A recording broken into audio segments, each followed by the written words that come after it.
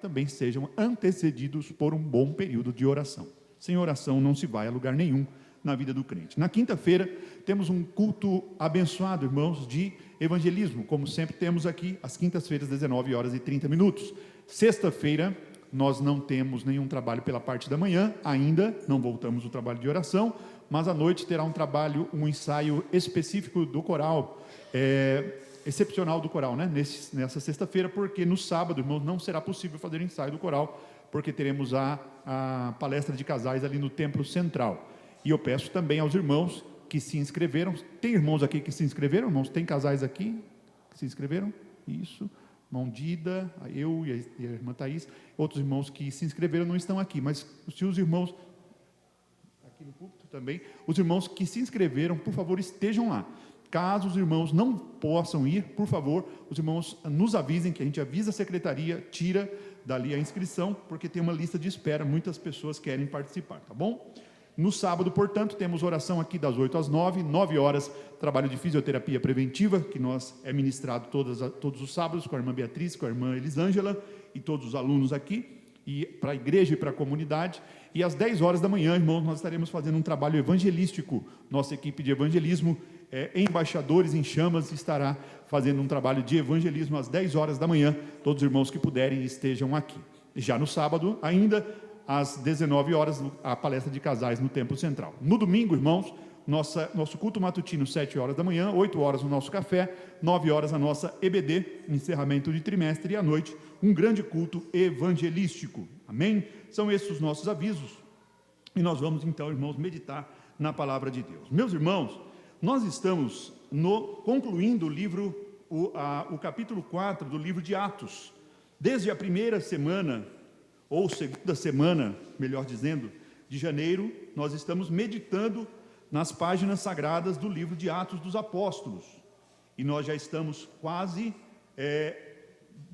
passando pelo meio do ano, né? E não saímos do capítulo 4. E nós vamos, irmãos, terminar hoje, com a graça de Deus, o capítulo 4 de Atos dos Apóstolos, que é um período maravilhoso da igreja primitiva. Daqui para frente, irmãos, começa a aparecer alguns problemas administrativos. Depois do capítulo 4, do capítulo 5 em diante, já começam a aparecer alguns problemas administrativos, e nós vamos retomar, então, o livro de Atos dos Apóstolos a partir do capítulo 5, só em agosto, porque em julho, permitindo Deus, nós iremos falar, irmãos, algumas segundas-feiras aqui, a respeito da família. Serão 5 segundas-feiras que estaremos falando a respeito da família.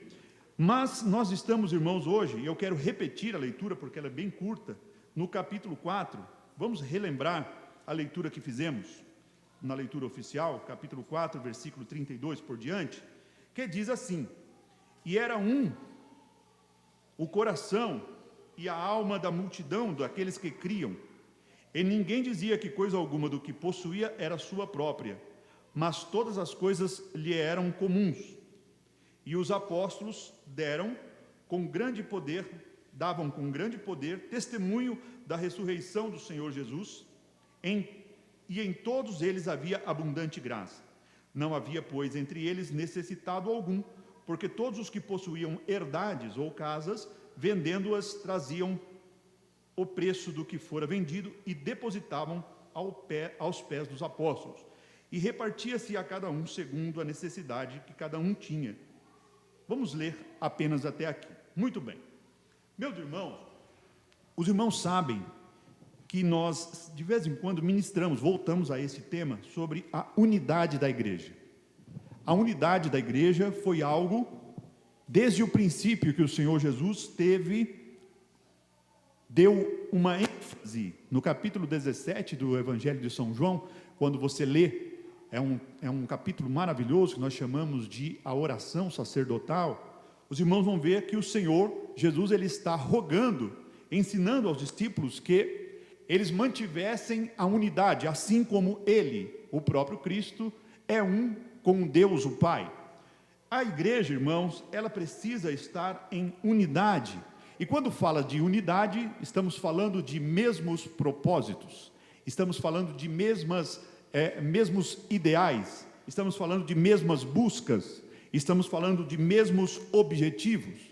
Hoje, irmãos, nós sabemos que as igrejas, e agora eu falo de instituição, e é bom os irmãos lembrarem que quando nós falamos de igreja, nós estamos falando de igreja instituição, de igreja local e de igreja corpo de Cristo. Vamos lá? Igreja corpo de Cristo, igreja instituição e igreja local. Tudo isso é igreja. O que é a igreja local para os irmãos? Fala para mim uma igreja local.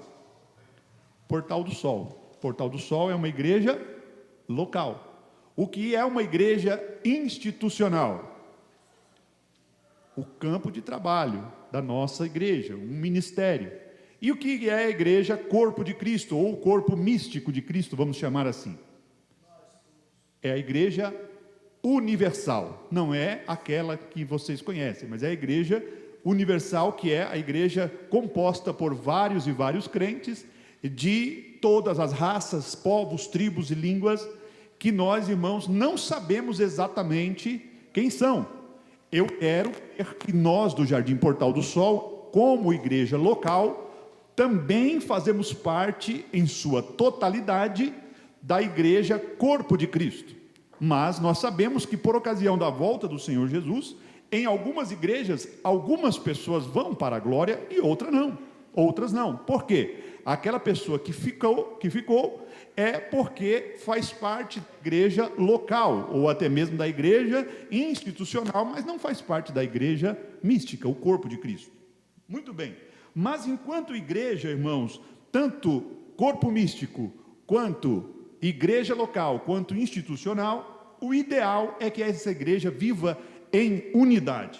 E nós vamos, irmãos, para Romanos, capítulo 15, e eu vou pedir a ajuda dos irmãos, das irmãs, para ler duas referências, Romanos e 1 aos Coríntios. Romanos, capítulo 15, versículos 5 e 6. E 1 aos Coríntios, capítulo 1 e versículo 10. E antes de vocês lerem, eu vou frisar. E era o coração e a alma da multidão dos que criam. E ninguém dizia que coisa alguma do que possuía era sua própria, mas todas as coisas lhes eram comuns. A palavra comum aqui quer dizer, irmãos, que aquilo que é meu também é seu. Aquilo que é meu é comum a você também. Então vamos ler Romanos 15, versículos 5 e 6, por favor. Ora, o Deus da paciência e da consolação lhes conceda o mesmo modo de pensar de uns para com os outros, segundo Cristo Jesus, para que vocês, unânimes e a uma só voz, glorifiquem o Deus e Pai de nosso Senhor Jesus Cristo.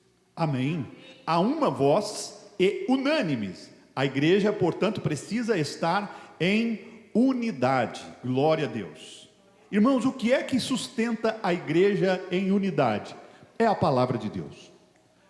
A liga, o que dá liga à unidade da igreja é a palavra de Deus. É a comunhão, é a oração, e nós vamos falar um pouquinho isso à frente. Mas Deus requer que a igreja esteja em unidade para ela ser, de fato, considerada uma igreja. A igreja de Corinto, por exemplo, irmãos, ela era uma igreja que não tinha essa unidade. Essa igreja, irmãos, ela havia facções dentro da igreja, né? E como que era, qual era o nome das facções que tinham na igreja de Corinto, irmãos? Qual era o chefe das facções que tinham na igreja de Corinto? Paulo. Tinha uma facção que era de Paulo, outra era de Apolo, outra era de Pedro, né? E certamente tinha aqueles que eram os mais santos, entre aspas, dizer, eu sou de Jesus, né? Ou seja, havia ali dissensões, havia ali espírito faccioso, que é o que o apóstolo São Tiago fala, né? Uma igreja, irmãos, que tem esse problema, é uma igreja, e Paulo aponta para esta igreja, para esse tipo de igreja, ele fala, porventura, não sois vós carnais. E olha que a igreja de Corinto, ela era a igreja que era detentora de todos os dons espirituais, mas por conta das dissensões e pela falta de unidade, Paulo fala, porventura, não sois vós carnais? Os irmãos estão vendo, estão acompanhando, quem acompanha? né? O que está acontecendo, e começa um escândalo aqui, outro pipoca ali, outro pipoca por ali, e vai escândalo, escândalo, escândalo aparecendo. Igrejas, irmãos, que hoje estão tendo que resolver o problema na base da justiça. O povo está na porta da igreja clamando, fazendo até musiquinha, dizendo para o pastor não entrar, que a igreja não quer mais o pastor. Está feio, horrível, né? Quando o próprio apóstolo Paulo fala, inclusive, aos Coríntios, ele fala: olha, porventura não há sábios entre vós? Porque vós, um irmão tem uma contenda contra outro, e levam o caso aos ímpios. Ele fala: porventura não tem sábio entre vós para resolver essas questões? Essas questões que estão simples, muitas vezes, são levadas na justiça. Ou seja, irmãos, essa inconsistência, essa falta de unidade não é um, entre aspas, privilégio da nossa geração. Já havia no primeiro século, mas a igreja primitiva, ela era marcada pelo fator da unidade. Glória a Deus. Escute bem, irmãos, o que acontece com uma igreja que é unida, que tem a unidade? Aleluia. A Bíblia fala lá em Atos, onde nós estudamos já alguns capítulos anteriores, fala que, porque o povo perseverava unanimemente na oração, no partir do pão, na doutrina dos apóstolos, glória a Deus, o que fazia o Senhor? Todos os dias, acrescentava o Senhor à igreja aqueles que se haviam de salvar. A igreja pregava e Jesus salvava. A igreja manifestava ali os dons espirituais, pregava com unidade, e o povo, a comunidade via que a igreja estava vivendo em unidade, e o Senhor a cada dia ia acrescentando mais. É isso que Deus quer, esse é o propósito para a igreja. Esta receita da igreja primitiva ainda tem validade para os dias de hoje. 1 Coríntios 1:10, para nós ilustrarmos mais ainda essa primeira parte. 1 Coríntios 1:10.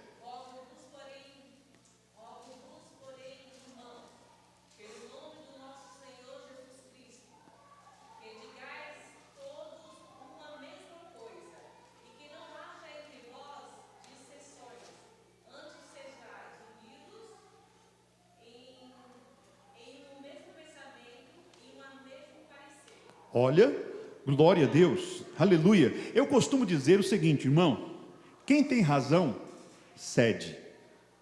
Escute bem isso. Quem tem razão é quem cede. Guarde bem essa receita. Você quer ter razão numa discussão? Sabe aquela discussão, irmão, que não vai nem para frente, nem para trás, ela fica encruada? Irmão, ceda. Ceda. Deixa. Não bata de frente. Há alguns ditados, né, que 2 duros não erguem um muro. 2 duros não erguem um muro. Outro ditado diz que quando 2 não quer, um não briga. Ou é o contrário? Não, quando um não quer, 2 não briga, né? Mas, irmãos, há de se fazer uma concessão. Quando você tem razão, você cede. Pode ver, irmãos, se a pessoa que está mais exaltada numa discussão, a pessoa que não abre mão dos seus argumentos, a pessoa que vai até as vias de fato, é a pessoa que não tem razão. E quem tem razão, ela é a pessoa que cede. E alguém que olha de fora, fala assim: está vendo? Ele cedeu, ele perdeu. Não, pelo contrário, a Bíblia diz assim: olha, dai lugar à ira, dê lugar, ceda. E é assim também que a igreja deve proceder. Porque, irmãos, nós somos seres diferentes. Glória a Deus. Não me venha dizer, irmãos, que você gosta de todo mundo igual. Glória a Deus. É ou não é verdade, irmão? Todo mundo aqui gosta de todo mundo igual? Pode falar, irmão, não é pecado não. Não, né? Não. Por quê, irmãos? Porque uma pessoa é diferente da outra, é simples. Não tem filosofia, não tem fórmula química, não. Nós somos uns diferentes do outro. Então não tem como eu gostar do irmão Dida da mesma forma que eu gosto do irmão Olga. Então, irmãos, é necessário nós entendermos que nós somos, por essas diferenças, é que nós vamos crescendo, é que nós vamos amadurecendo e vamos concedendo para que os irmãos vá se vivendo, irmãos, de forma saudável. Escute bem, o pastor Adeildo já vai falar. Escute bem. O atrito, ele é necessário. Sabe aquelas pedrinhas que Davi pegou lá no ribeiro, os seixos, que Davi pegou lá no ribeiro eram seixos, irmãos, que são seixos lisos. Quem aqui já atirou de estilingue, irmão? Pode confessar. Isso, olha, até a irmã Vanessa levantou a mão. Até a irmã Vanessa atirou de estilingue. Fica esperto, viu, irmão Marcos? Viu? O estilingue, irmãos, a gente que brincava com estilingue, era uma maravilha quando a gente achava aquelas pedrinhas bem redondas, né? Aquelas pedrinhas bem bonitinhas. Aquelas quadradas não prestam para estilingue. A pedra sai variando assim. Mas a pedra redonda, aquela pedrinha que é o seixo, né? Ela é a ideal para você atirar, porque ela vai reta, né? Só que, irmão, a pedra daquele jeito, para ficar daquele jeito, vai muitos e muitos e muitos e muitos e muitos anos de atrito uma com a outra, para ela ficar lisinha, para ela ficar bonitinha, para que ela tenha a utilidade necessária para a funda, para o bodoque, para o estilingue, ou mesmo para uma pedrada com a mão, né? Ela ficar lisinha daquele jeito, ela tem que ter atrito uma com a outra. Glória ao nome do Senhor. E se você suportar o atrito, irmãos, ao longo do tempo, você não vai ser uma pedra feia, você vai ser uma pedra bonita, polida, e o Senhor vai fazer de você uma ferramenta poderosa para a destruição das fortalezas. Glória ao nome do Senhor. Por isso que na igreja, muitas vezes é necessário, irmãos, a proximidade. As irmãs que lavam roupa, agora, irmãos, tem lavadora, tem secadora, e o sonho de todas as irmãs, né, é ter também um dispositivo que passa roupa. Não sei se já inventaram, mas logo vão inventar, né? Mas, irmãos, antigamente, para lavar roupa, como que era que as irmãs lavavam roupa antigamente, irmãos? Bem antigamente. Na onde? No rio. As irmãs lavadeiras lavavam a roupa no rio. Outras deixavam quarando a roupa, não é, irmãos? Deixavam quarando a roupa, e elas pegavam a roupa e batiam na pedra, pá, se estava com raiva, né? Aí descontava tudo na coitada da roupa, pá, né? E outra forma, irmão, de limpar, esfregando uma na outra. Eu fui vendedor, né, de loja de varejo, e eu aprendi isso, e eu gosto sempre de falar esse exemplo, né? Que a roupa, a lavadora de roupa, propriamente, a Brastemp, aquelas que as irmãs têm, né? Aquelas bonitas, se você colocar uma roupa lá, duas camisas lá dentro da lavadora, e colocar um monte de água, não vai lavar a roupa, irmão. Por que não vai lavar a roupa? O que lava a roupa? É o atrito do pano. Se você colocar um mundo de roupa, fica a lavadora fica lá, girando, e uma camisa não encontra com a outra nunca, né? Nunca que elas têm um agitador lá no meio, mas não encontra. Aí, irmão, o que a irmã faz? Ela fala, é o tanquinho que lava. E na verdade nem sempre é assim. O que ela faz com o tanquinho? O tanquinho não é tão bonito e nem tão caro quanto a lavadora. O que as irmãs fazem, irmão? Coloca tapete, coloca sapato, coloca camisa, coloca calça, coloca meia, coloca casaco, coloca paletó, coloca tudo dentro do tanquinho. E um tantinho assim só de água, né? E bota o tanquinho para trabalhar, um pouquinho de sabão lá, e o que vai acontecer, irmão? Atrito entre a roupa. E aí a pessoa fala, está vendo, essa lavadora aqui não vale nada. Mas não é, irmão, porque no tanquinho uma roupa encontra com a outra, e o atrito faz com que uma lava a outra. Glória a Deus. Não sei se você está entendendo o que Deus talvez esteja querendo dizer. É na igreja, é junto, é em unidade, que um vai limpando o outro. Glória ao nome do Senhor. Aleluia. Glória a Deus. Pois não, pastor?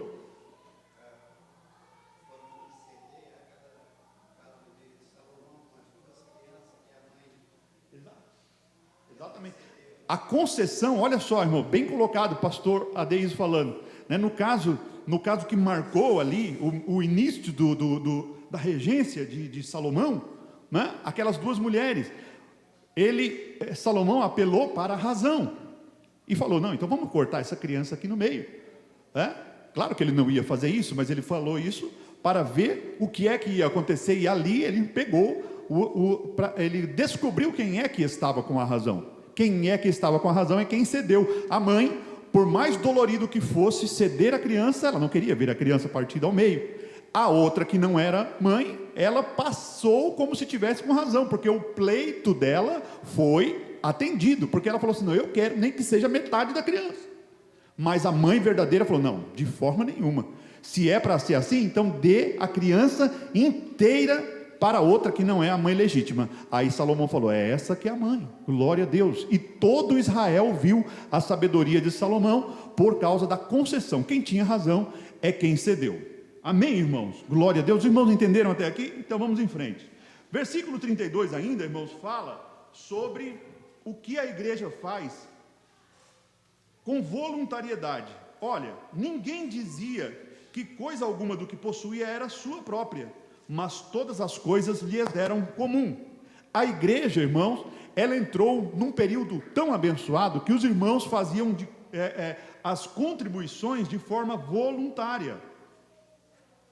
Mas eu quero chamar a atenção dos irmãos que muitas pessoas pegam este trecho, essa parte bíblica aqui, e tentam com essa parte bíblica justificar o comunismo.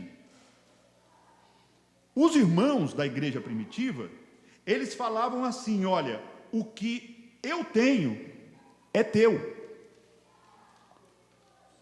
Vou repetir para os irmãos, grave bem isso. A igreja primitiva, os irmãos da igreja primitiva falavam: o que eu tenho é teu, meu irmão. O que é meu é teu. O que o comunismo fala? Fala o contrário. O que é teu é meu. Os irmãos entenderam? Vou repetir. Então tem uma grande diferença.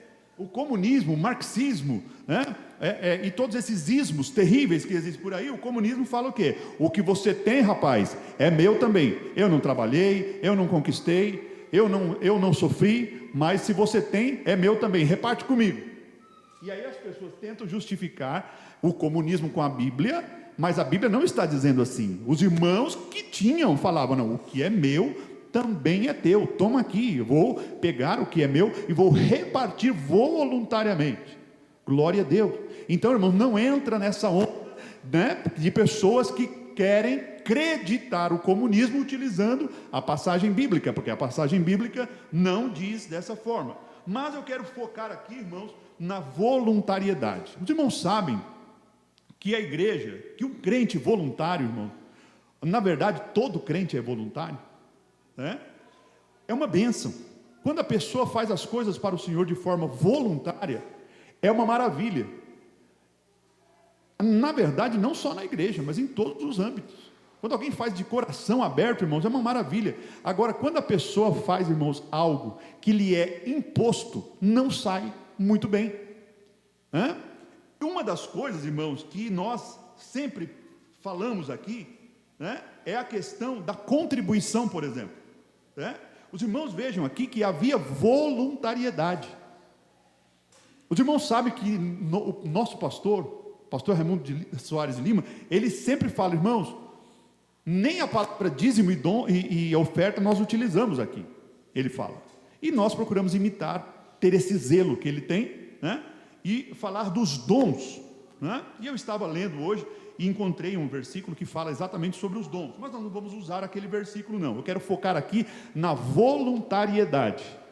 Hoje nós estamos vendo, irmãos, igrejas com uma apelação tão grande, né, para a questão financeira, que o mundo se escandaliza. O mundo vê aquilo, irmãos, e eles meneiam a cabeça e falam: isso não é igreja, isso é comércio.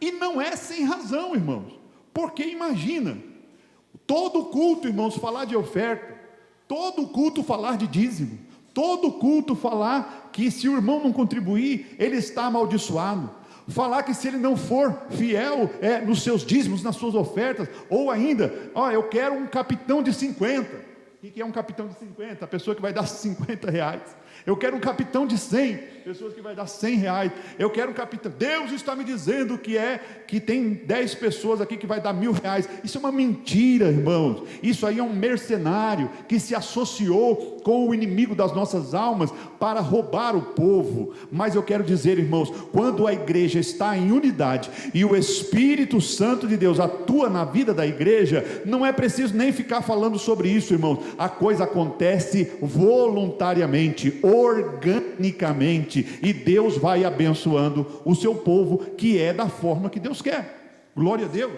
Leia lá, irmãos, 2 Coríntios 9, do 6 ao 8. 2 Coríntios 9, do 6 ao 8. Enquanto você se prepara para ler, quem vai ler já sinaliza assim. Pode ficar até de pé já, mas não lê ainda não. Irmãos, Em relação à contribuição na igreja, só tem 2 verbos que a Bíblia fala: não é entregar, não é pagar e não é devolver. Não existe esses verbos na Bíblia associados à contribuição e ao dízimo. Só tem 2 verbos: trazer e dar. É só isso. A Bíblia é muito resumida sobre isso. Por que a Bíblia é tão resumida? Porque é algo, irmão, que não é imposto, é voluntário. Se você entendeu, você traz. E se você traz, significa, irmãos, que você sabe o lugar certo para fazer. E o dar significa também voluntariamente, você não paga nada. Coitado, irmão, de quem fala: eu estou pagando o meu dízimo. Não, eu estou pagando o voto. É diferente. Eu estou pagando o voto, dízimo não. Os 2 únicos verbos que a Bíblia fala sobre contribuição é trazer e dar. Trazei todos os dízimos da casa do tesouro, pela fé. É pela fé. Se a pessoa entende que isso é uma bênção para a vida dela, ela contribui voluntariamente. E lá no Novo Testamento, que é o texto que nós vamos ler, fala de dar, e dar com alguns critérios. Leia lá para mim, por favor, quem achou a referência de 2 aos Coríntios, capítulo 9, versículos 6 a 8.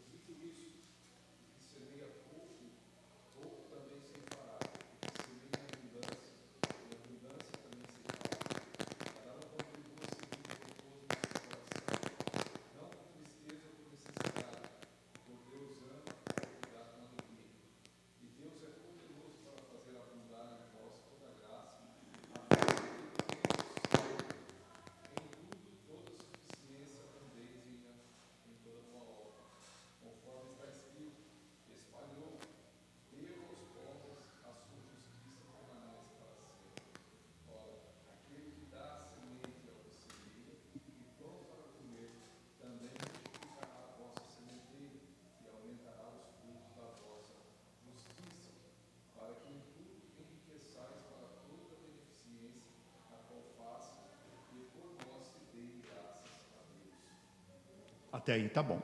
Amém, irmãos? Glória a Deus. Você entendeu o texto? A Bíblia diz assim: olha, cada um contribua segundo propôs no seu coração, não com tristeza, mas com alegria, e nem por necessidade. Olha que coisa interessante, irmão. Como a Bíblia é clara, e se a gente ensinar, o povo de Deus se torna voluntário. É só você ter fé, é só você ter confiança, não precisa fazer rifa. Não precisa fazer rifa. Imagina, irmão, fazer rifa na igreja. Irmão, vamos sortear uma Bíblia na rifa. A gente compra uma rifa, né? Faz aquela rifa com os vários nomes, né? E aí os irmãos vão sortear uma Bíblia para... Irmão, o sangue de Jesus tem poder. Isso aí é uma coisa fora do padrão, irmão. Não tem necessidade.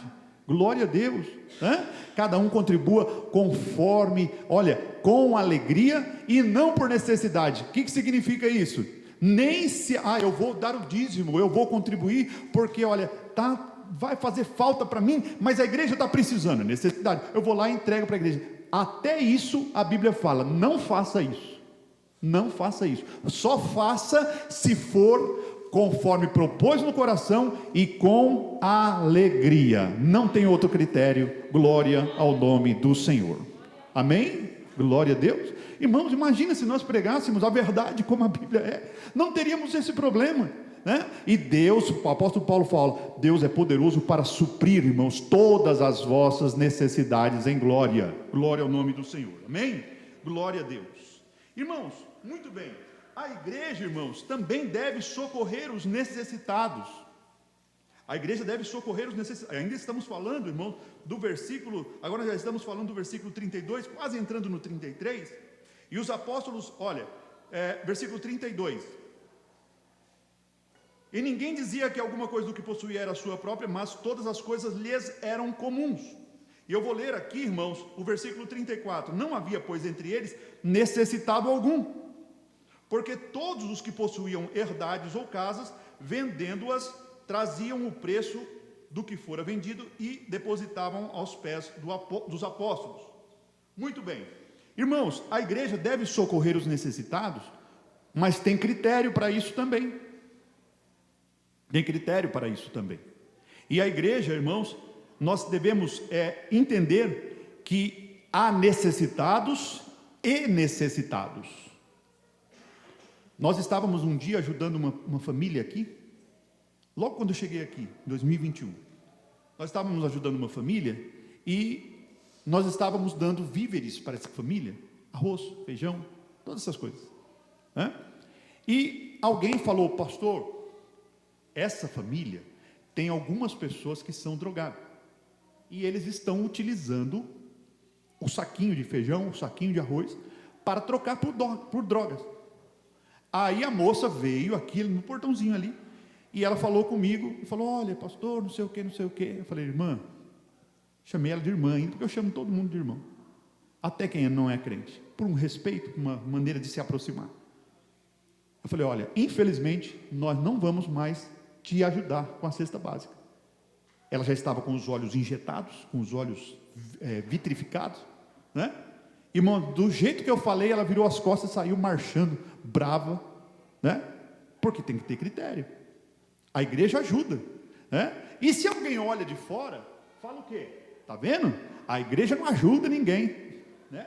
Não é assim que fala? Aí generaliza, tá vendo? O pastor, olha lá, não ajuda ninguém. Mas, irmãos, recorra à Bíblia para você aprender esse tipo de coisa. Veja só, para quem que era dedicado o que as pessoas vendiam e traziam aos pés dos apóstolos? Davam, irmãos, ajudavam os necessitados, aqueles que de fato estavam carecendo de um suporte ali. Glória a Deus. Mas veja só o que a Bíblia fala sobre isso. Tiago 1:27. Tiago 1:27. Eu vou ler também o 35, irmãos, olha, do texto que nós lemos. Repartia-se a cada um segundo a necessidade que cada um tinha. Ou seja, a repartição aqui não era uma repartição gratuita. Olha, vem aqui para a igreja que a gente vai juntar tudo em comum e vai fazer uma pirâmide para todo mundo ficar rico. Não, irmão, é uma necessidade. Vamos lá, Tiago 1:27. A religião pura e imaculada para com Deus o Pai está visitar os órfãos. É assim que fala. A religião pura e imaculada é esta. Isto é esta: visitar os órfãos e as viúvas nas suas tribulações e guardar-se da corrupção do mundo. Olha, como que você sabe que você está sendo um bom religioso, se nós podemos usar essa palavra? Se você está assistindo, prestando assistência aos órfãos e às viúvas nas suas tribulações. Glória a Deus. No Antigo Testamento, irmãos, além do órfão, vamos ver se a igreja sempre presta atenção nos ensinos. Quais eram as 3 categorias de pessoas elencadas na Antiga Aliança, que eram necessitadas? Órfão, viúva e... Quem se lembra? Ninguém se lembra? Eram 3 categorias, irmãos, que o Senhor sempre falava para proteger e assistir, dar assistência na Antiga Aliança: órfã, viúva e o estrangeiro. Muito bem, glória a Deus. Obrigado, irmã Elisângela. Muito bem, então aqui, irmãos, mas olha só, socorrer, mas com critério. Veja que coisa maravilhosa. A palavra de Deus, ela tem receita para tudo. 1 Timóteo 5, 9 e 12, quando fala, irmãos, o critério para saber se a pessoa é realmente uma viúva. Veja o que a palavra de Deus diz. 1 Timóteo 5, 9 a 12. Não era qualquer viúva que era aceita, não é isso, pastor João? Não era qualquer viúva que era aceita, tinha uma linha, tinha uma regra. Por favor, quem achou, leia em alto, bom som e pausadamente. Olha, e só quem tenha sido mulher de um só marido, tendo testemunho de boas obras, se criou os filhos, se exercitou hospitalidade, se lavou os pés aos santos, se socorreu aos aflitos, se praticou toda boa obra. Mas não as admitas viúvas mais novas, porque quando se tornam levianas contra Cristo, querem casar-se. Vendo já a sua condenação por haver aniquilado a primeira fé. fique de pé, Bia. Não é engraçado até, irmãos, o texto? É até engraçado. Que precisão, irmão, que maravilha. Fala os critérios novamente, meu irmão. Primeiro, com menos de 60 anos, não seja considerada viúva. Ah, mas o marido morreu, mas tecnicamente, eclesiasticamente, não seja inscrita viúva com menos de 60 anos. Continua, Bia. Tendo testemunho de boas obras, Testemunho de boas obras, você criou os filhos, se exercitou a hospitalidade, exerceu hospitalidade, se lavou os pés aos santos, lavou os pés aos santos, a hospitalidade continua aqui. se socorreu os aflitos, se praticou toda boa obra. 7 critérios, irmãos, para ser inscrita viúva, para ser ajudada. Paulo fala ali para o jovem pastor Timóteo como ele proceder neste importante caso. Glória a Deus. A igreja, irmãos, é maravilhosa. A igreja é o corpo de Cristo. Ela tem ordem, tem decência, e quem faz parte dessa igreja, irmãos, ele cresce, se desenvolve. Glória a Deus. Por quê? Por causa da unidade e da voluntariedade da igreja. Glória ao nome do Senhor. Aleluia. Você pode dar um glória a Deus, irmãos, por essa palavra, porque a palavra de Deus tem instrução para todos nós. Glória a Deus. Maravilha. Maravilha. Versículo 33 diz assim, irmãos: e os apóstolos davam com grande poder testemunho da ressurreição do Senhor Jesus, e em todos eles havia abundante graça. Aleluia. E agora aqui, irmãos, nós vamos encerrando essa primeira parte aqui de Atos, né, que é a parte abençoada, a parte aqui praticamente, que é a parte do primeiro amor da igreja, né? Depois começa a partir do capítulo 5, os irmãos já vão identificar ali na sua leitura, e é conhecido de todos aí, o episódio de Ananias e Safira. Mas aqui, irmãos, nós vamos falar um pouquinho sobre a igreja testemunhando com poder. Que poder era este? Que poder é este, irmãos? Este poder é a mesma virtude que está no capítulo 1, versículo 8: mas recebereis a virtude do Espírito Santo, que há de vir sobre vós, e ser-me-eis testemunhas em Jerusalém, na Judéia, em Samaria e até aos confins da terra. Essa virtude, irmãos, ou esse poder, como se obtém? Com oração, conforme Atos 4:31, e tendo orado, moveu-se o lugar em que estavam reunidos, e foram cheios do Espírito Santo de Deus. Glória a Deus. Quando chegarmos no templo, vamos buscar a santa face do Senhor. Como é que se obtém esse poder? Com amor à palavra. Leia para mim Salmos 119, versículo 140, por favor. Glória a Deus. Salmos 119, versículo 140. Aleluia. Glória a Deus.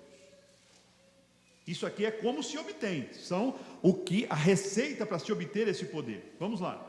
Puríssima é a tua palavra, por isso o teu servo a estima.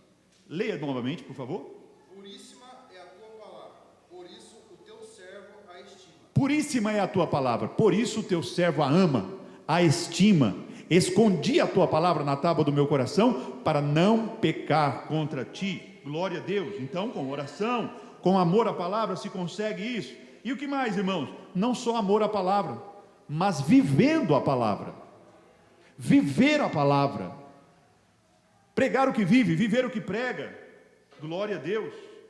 1 Coríntios 9, 27. Leia lá, por favor. Porque, irmãos, hoje nós temos muitas pessoas que pregam que é uma maravilha, pregam que arrebatam multidões, mas vai ver a vida da pessoa, é uma tristeza. Que Deus nos guarde disso. Por favor, leia 1 Coríntios 9, 27.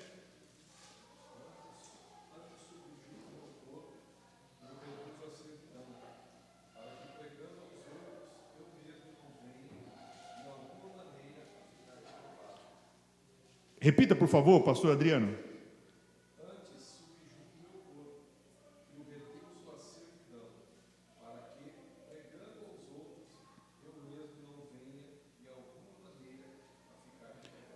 Aleluia. Olha que palavra, irmãos, que deve produzir em nós um santo temor. Eu posso pregar, e pregar bonito, e de forma arrebatadora, mas se eu não viver, aleluia, eu mesmo posso ser reprovado por esta palavra. Por isso que ela é uma espada de dois fios. Ela corta para lá e corta para cá, como diz o hino antigo, né? Do saudoso irmão André de Paula. Glória a Deus. Então eu falei de 3 coisas para se obter esse poder: oração, amor à palavra, viver a palavra e ser dependente do Espírito Santo. Glória a Deus. Hoje, irmãos, nós temos pregações que são verdadeiras performances. Escute, pregações que são verdadeiras performances. O pregador, ele cria um jargão para ele. Ele fala uma coisa e a pessoa fica na pregação falando: o pregador que fala tal frase vai pregar hoje. Enquanto ele não fala tal frase, a pregação dele não está boa. Aí quando ele fala, todo mundo dá glória a Deus. Olha que bonitinho que ele falou. Que bonitinho. Está cheio por aí, irmão. Está cheio por aí. Vamos imaginar. Vem comigo no glória. Não sei quem inventou isso. Não tem isso? Vem comigo no glória. Isso é um jargão que se cria. Quem criou? Gilmar Fiuza. Vem comigo no glória. Vem comigo no glória. É um marco. E uma pregação do camarada às vezes não está nem com sal e nem com açúcar. Mas na hora que ele fala, vem comigo no glória, o povo fala: pronto, está aí o homem. Irmão, isso é falta de dependência do Espírito. E quando isso não dá certo, tira o paletó.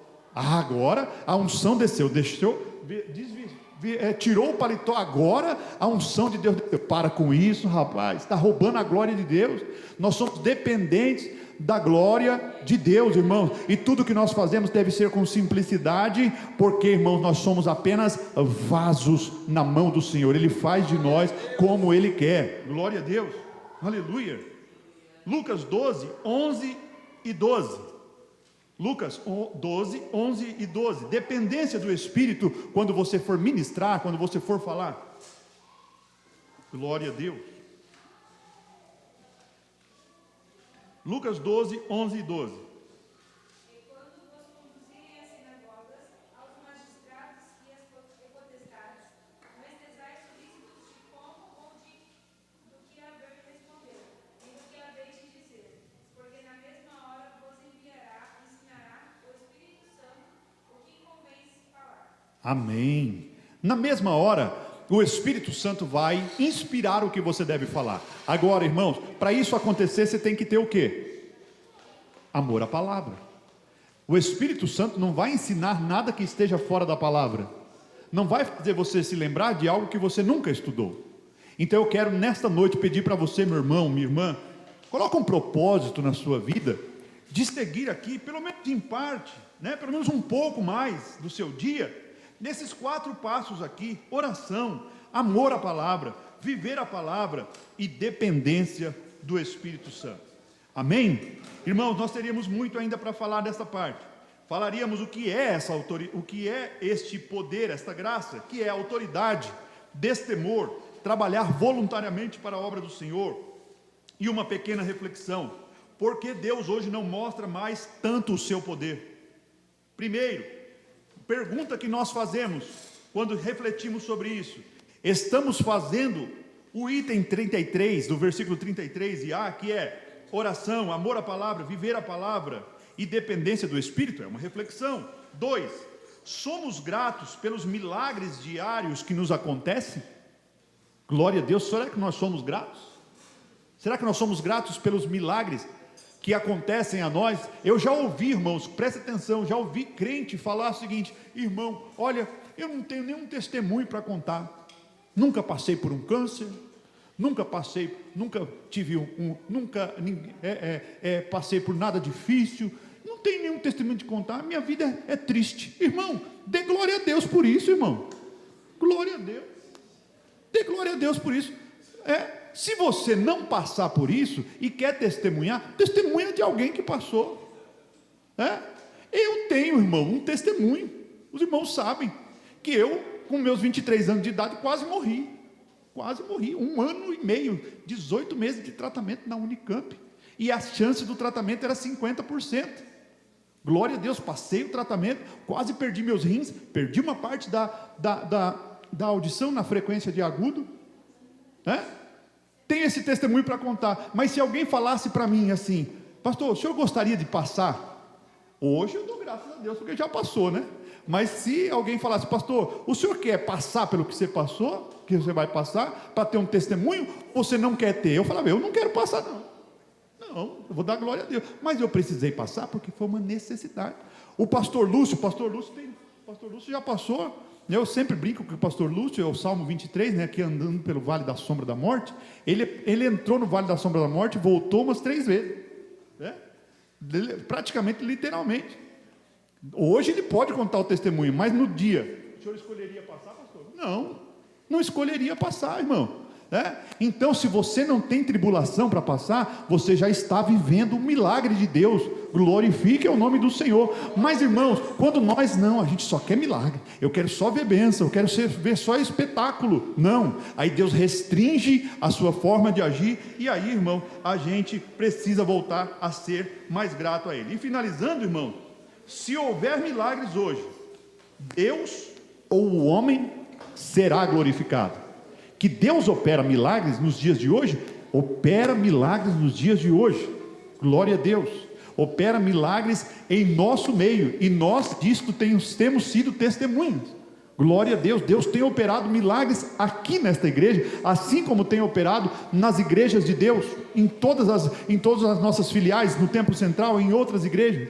Mas, irmãos, quando o homem é glorificado por isso, Deus também deixa de operar, e aí, enquanto nós não humilharmos-nos, o Senhor estanca, o Senhor fecha as portas da graça. Mas que Deus possa nos ajudar, e nós possamos viver os milagres de Deus a cada dia. Deus abençoe.